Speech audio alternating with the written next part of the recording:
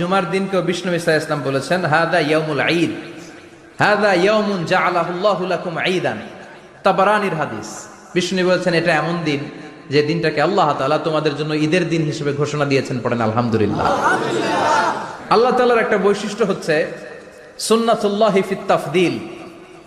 এক এক জিনিসের উপর আল্লাহ এক এক জিনিসকে বৈশিষ্ট্যমণ্ডিত করেন, মর্যাদা দান করেন। ফাদ্দালা জামানান আলা জামান কামা ফাদ্দালা মাকানান আলা মাকান, ইনসানান আলা ইনসান। আল্লাহ ব্যক্তির উপর ব্যক্তিকে প্রাধান্য দেন, আল্লাহ সময়ের উপর সময়কে প্রাধান্য দেন, আল্লাহ স্থানের উপর স্থানকে প্রাধান্য দেন। এটা আল্লাহর সুন্নাত। এটা আল্লাহর কি সুন্নাতুল্লাহি ফিত তাফদীল। ফাদ্দালা জামানান আলা জামান কামা ফাদ্দালা মাকানান আলা মাকান, ইনসানান আলা ইনসান। পৃথিবীর সব মানুষগুলো এক রকম নয়, এক মর্যাদার নয়, আবার লক্ষাধিক